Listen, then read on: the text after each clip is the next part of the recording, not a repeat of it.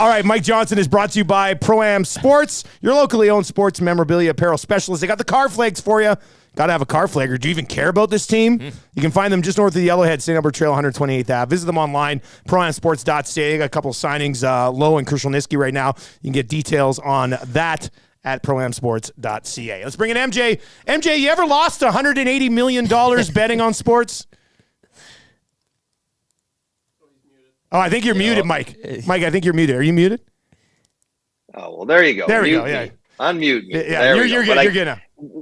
What's wild is that, so like I'm trying to put myself in, obviously there's a bit of a problem with the gambling, right? But like, you're not necessarily even doing it for money because it's not really your money that you're going to try to, I guess, like, you know, you're losing whatever. Like, he was betting so much every day. I mean, you got to scour the world to find ways to lose $180 million on bets. Like you're hitting like highlight in Miami. You're picking whatever, you know, some cricket game, like like stuff all over the map that you could bet on. It's that story is wild, but it appears, and also like I don't get being wealthy. Like these guys are wealthy. And, you know, sometimes there's complex financial arrangements where you don't deal with your own money and your paychecks just go to your investment advisor or something.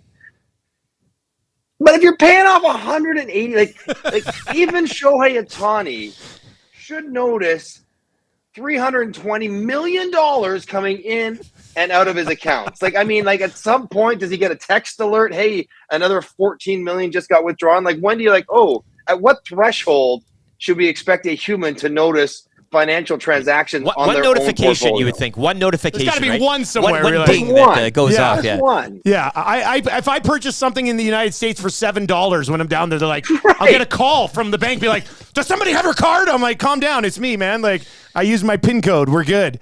Like, and the best part is, and I saw in the report yesterday, and we won't spend too much more time on this, but apparently the interpreter had changed the passwords so that even like the financial advisors and accountants and stuff couldn't track it. I'm like, how would those guys not be like, hey, Ohtani, we can't get into your accounts for some reason? Like, none of this adds up, man. It's crazy. Or you're so clued out of your money. Like your advisors would have just, are we authorizing the $22 million withdrawal? Like I just the whole, like, I don't know how much money is too much money before you worry about these things, but like it feels like he doesn't have that much money. Like, I know he does now. Yeah. But prior to this, maybe he had $100 million in earnings, $200 million. Like, you're losing somewhere close to your entire life earnings while winning back at 3/4 of it. I don't know. I know it's a different world we can't relate to, but it is wild, wild, wild stuff. This guy seems like such a bad gambler. It is amazing. The bookie's like, yes, I will take your bet. Yes, you'll be my only customer. I'm not worried about it. Yeah, somewhere that bookie's sitting around there going, oh, I got 40 million here. This is good news. All right, the Edmonton Oilers back in action tonight against the Coyotes. I mean, you probably don't disagree with if you're day to day, you don't play against the Coyotes in the first half of a back-to-back. What do you think? No, you don't. You don't. The only thing, and this would be so offsides, is if, like, you know what, the Coyotes are not quite as good, get them 100 assists, and then park them for a little bit longer. You know, you can't do that. No, you can't do that. Especially, you know what, the fact of the matter, the Oilers are still battling for first overall, or first in the Pacific, right? So, if you're day to day, if it's that tenuous, and you do have a back-to-back coming up, and you are playing the Canucks next, then no, you have to be prudent. You have to be responsible. As much as I hate the idea of doing that, especially when you're sitting on 99 assists, you got to sit them out. And quite frankly, you probably should sit them out the rest of the year. I mean, you know, if it's whatever is bothering them, some sort of muscle pull or something, you don't need, like, you want first, be really nice. Matchup-wise doesn't necessarily help you one way or the other. It's going to be a good team regardless. You need him healthy is what you need. Because it's also not just the first round. Like, you know, presumably you need him to play for 2 months without being compromised. So, it sucks. And it, like, to get to 99 assists and then not play the last 4 games or something, like, that would be almost cruel. Almost cruel. To the point where I might have to play him in the last game, hope we're winning 3-1, and put him out for an empty net. Like, that's the only time you get on the ice or on the power play. But, but you have to do what's right, and I'm sure Connor would probably sign off on that as well. Monday against the Sharks, maybe a time. Yeah, you get the Sharks on Monday. I mean, let them play 4 minutes, get an assist, and then sit them down. That's probably all it would take. Yeah, exactly. That's one game. Mike, though, Wednesday night, Golden Knights rolling into town, and they have some injury issues as well with a handful of players. Obviously, the Oilers' McDavid list that evening. What stood out? What jumped off the page for you in terms of Edmonton's game? I know Dusty used the term low event, and I think the Oilers dictated by them, right? Dictating that low event game and holding the Golden Knights to under 20 shots. Now again, a banged up Golden Knights team, but what jumped off the page for you from an Oilers' point of view without the best player in the world on the ice against a formidable foe in the Golden Knights, regardless of their health at the moment? Well, 5 goals without McDavid is 5 goals without McDavid. I don't care who you're doing it against. Those are guys scoring goals that don't involve Connor, and that makes everyone feel better about themselves. So I think there is that while they are, of course, dependent and reliant on Connor McDavid for their success, the more guys feel like they can chip in a little bit, the better off everyone's going to be. But most importantly to me is that when Edmonton played Vegas, whether Edmonton won or lost over the last couple of years, generally speaking, Vegas felt comfortable controlling play at 5-on-5. They may not win the game, but they felt like they could control play. That hasn't been the case. That wasn't the case on Wednesday. And I think that's the great lesson. Yes, I understand boatload of injuries, good players. But at 5-on-5, that game was played the way the Oilers wanted to in the Oilers' favor. And if that's going to be your first round matchup, and you can put Stone in there and Pietrangelo, it'll be a big difference. And you can reunite that fourth line, it'll be a big difference. But the game played like that on the Oilers' terms, they're going to win far more often than not. That, to me, was a big takeaway. At 5-on-5, they controlled play against a team that, when the Vegas Golden Knights play well, they do that to a lot of teams. It is the Nielsen Show here on Edmonton Sports Talk, and Mike Johnson is brought to you by Pro-Am Sports. They get the Coyotes tonight. Obviously, there's a lot of discussion points around the Coyotes right now. You spent, 5 seasons? Was it 5 seasons with the Coyotes, Mike? 6 years. 6 years, yeah. So you were there. Your thoughts on how it now, 15 years later, didn't work? The fact that they might bring a different team back if they do end up moving this one to Utah. Like, is there a path to success, do you think, for some team in Arizona eventually, if done right? Yeah, it's amazing because even in my 6 years there, Dusty, I think I had 3 owners, 2 rinks, some sort of bankruptcy protections. I saw this has been going on for 25 years. So you can't say the league wasn't committed to the market. You can't say they didn't give them multiple opportunities to figure this out and make it work. And you can't really kind of cry, woe is us if they leave, because you've had so many different chances and decades to figure it out, and they haven't quite done it right. So I guess my first thought is it's surprising that it looks like it's finally over, because they've been year to year for a decade. Yeah, right? It's been, maybe this is the year we're going to fold. Maybe this is the year we're going to get moved to somewhere else, Kansas City or Houston or Quebec or whatever, or eventually now I guess Salt Lake City and Utah.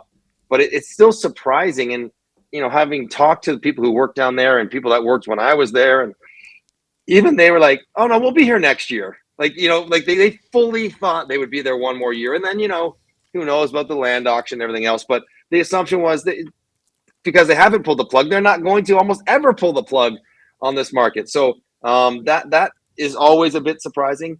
I do think that the market, which I think is the 4th biggest metro population market in the United States, is certainly capable of supporting an NHL team. There are enough people and enough hockey fans to support a good NHL team. How many teams, Dusty, in the NHL, if they're terrible for a decade straight, keep selling out, keep drawing fans in? The Buffalo Sabres, who might be the best American passionate hockey market there is, were playing in front of half-empty houses, last several seasons, right? So it's a market problem and people don't come. No, it's a team problem because they've been crappy for so long that they've eroded the fan base's enthusiasm for the game. But if they're not unique to that, you think the Anaheim Ducks, after 10 years of bad play, will be selling out? Of course not. There's the Rangers will do that. Maybe the Flyers, the Flyers last year couldn't draw anyone. So the point is, it's not the market, it's the team. So I think the reason why Gary Bettman has been so committed to Phoenix, and why it looks like if the deal goes down as it's been described, where there is some sort of potential if you get the rink, we'll give you an expansion team, is because if done right, if the rink's in the right spot, if the team's, halfway competitive, there's more than enough people to make that a viable, profitable, good market in the NHL. So I almost get, like, you take a step back. So the NHL gets to move the team out of a trouble spot, move the team for a few years to a better market, more revenue, HRR, players happy, all of that. Don't have to mess with alignment. They're still in the same time zone, same region. They can kind of just go as is, plug and play, and solve a really big problem. And pock up an extra $300 million for the other owners to chop up, push prices of a struggling franchise to maybe 1.2, 1.3.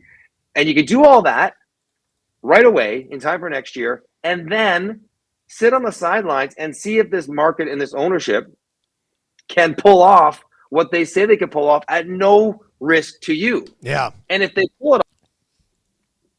Oh, we lost him. Bettman. And if they... You've done it again.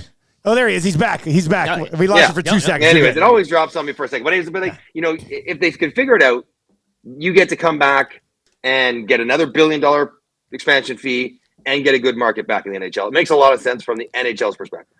One more I want, and I've been asking this question the last couple of days of our guests. I'm trying to figure out what's going on because Matthews is likely going to hit 70. Kucherov's going to get 100 assists. Matthews coming from that market as well that we were just discussing. Yeah, I was going to say, he's Arizona, that, now he's going to have to be in Utah eventually. Right. Yeah, so you've got 100 assists coming for McDavid, 100 assists coming for Kucherov. McKinnon's having a monstrous offensive season. Matthews is going to hit 70. Like, these are levels that very few guys have gotten to. So where is this high-end offensive explosion coming from, Mike? Are these guys just generationally skilled talents? Are goaltenders weaker? Like, what's behind this? So, yes, they're incredible players, generationally talented players. This is unique players doing unique things, but it's probably a little bit more than that. I think, these are sort of, players that have grown up and fully lived with stick technology, right? Like, they understand new stick technology, how to make it work. They also have grown up and sort of matured in the era where shooting coaches, skills coaches, skating coaches are all part of the best players' everyday existence. And, I think that also allows them to take, further steps. I think they're also benefiting from a lack of high-end, consistent goaltending around the league. Like, you think about the guys who've left in the last 5-6 years, right? When it's Carey Price and Henrik Lundqvist and Pekka Rinne and Tuukka Rask and Roberto Luongo and on, these guys who are Hall of Fame goalies, and they've been replaced by good goalies, NHL goalies, but guys that probably aren't quite as good as them. The salary cap has forced the league to get younger and younger. And the one thing younger players can do is skate better. The one thing they can't do is think better. Like, I think a 30-year-old probably can get in the way better than a 19-year-old, even if they can't go the other way as well as the 19-year-old. So you put all that into a bundle of, like, offensive games have grown. Offensive philosophy, strategy has grown and sort of caught up to the coaching that was going on strictly in net and sort of even that playing field so that the best players have a better chance. And, they're all 4 Hall of Fame first ballot guys doing it. And they're all having great seasons. I just wonder for the people out in Edmonton and people in Tampa, the fact that only 3 people have done 100 assists. I know. And it's not been done in forever. But now if 2 guys do it in the same year, like, does it somehow diminish the fact that the other guy did it? Like, we're like, oh, that's amazing. It's only 3. Well, now it's actually 5. Yeah. Like, it doesn't seem quite as impressive. I guess it's a function of math, but it feels, even though it's mind-boggling, it doesn't feel quite as crazy impressive if 2 people pull it off in the same season. It's a great point, and I would 100% agree with you. It's really weird when you're like, he's done it. He's joined these guys. Oh, also Kucherov has as well. What? That doesn't make any sense. Yeah. Joined. MJ, we appreciate the time, man. Thanks a lot. All right, boys. Have a great weekend and watch those 12,000 bets you placed. Yeah. Don't worry. Keep it under control. The Mystic. See you later, Mike.